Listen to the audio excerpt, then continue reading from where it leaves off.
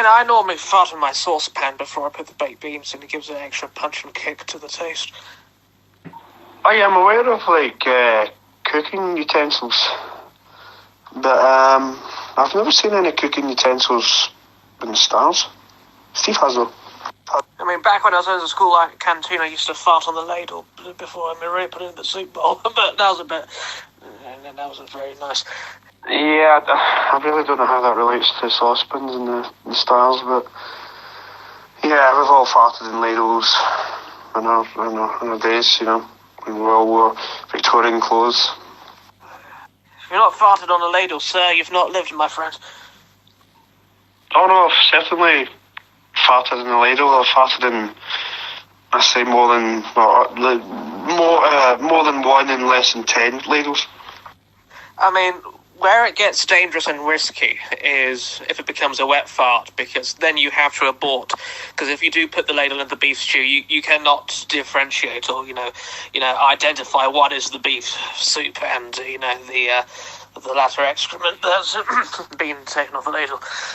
Yeah, I think there's always going to be a danger of kind of letting through or wetting cloth. I mean, that's always going to be a danger, whether you're hoisted yourself over a ladle or any other kind of or a saucepan or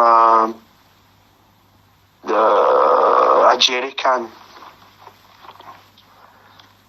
Well, I touch cloth at least 3 times a week. I don't know about you. Yes, if it's a wet one coming, abort.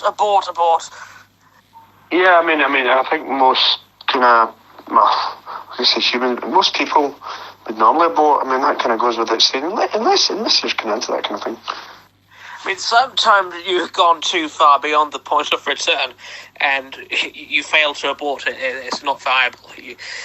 You've crossed the line, basically. So.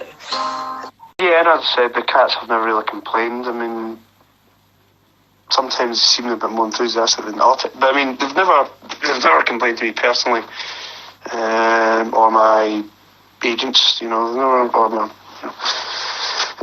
never really been. I don't think it's been a problem. I mean, as a form of courtesy, I always leave a pile of a ream of complaint forms with a biro pen outside, but the cats never seem to fill them in, so I presume they're satisfied. Yeah, I'd also mirror that. I mean, for some reason, my complaints box has always been kind of empty. But I mean, I don't know. I don't know if I've got a problem, like post it through the box or if I've got a problem. I actually don't really have a problem, but I assume they're all happy. They keep crying and scratching the walls. I mean, I do fart like a cat. I mean, I lift my left leg up when I do it. Also piss on the wall like a dog at 90 degrees, but that's a different story. Quite a messy one, but thank God I got a wet room with a drain on the floor. I can just hose it down after. But that wall's taken a beating over the years. Yeah, the urination's generally quite acidic, so you have to plan ahead for that. But it's good to see you've got a wet room and you've got everything planned well ahead in advance. I mean, that's forward thinking, which is an admirable trait for a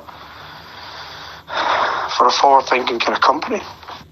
I mean, don't get me wrong, I've got the full equipment there, hose down and everything, but I mean, the paint's starting to bubble up. I mean, it's no surprise, but I might have to tile the wall, actually, as the fluid runs down. It's not going to compromise any of their paintwork. Hold on. There you go, I've done that. What's I going to say? Yeah, that was a point I was about to say. I mean, I've been watching videos of this guy who just goes around farting in random locations, and it's just had me just laughing in fits, I tell you. So it's excellent stuff. But he'll creep up to some woman's window at night, just random in the street, and he'll fart through the window, and she jumps up and screams, and she's panicking, and then this whole bowl of orange is hurled and catapulted into the ceiling, and the whole bowl cracks and the soup goes everywhere. And she got soup all over her face, and she's screaming. Pull yourself together, please. Oh, that's good. It's good stuff.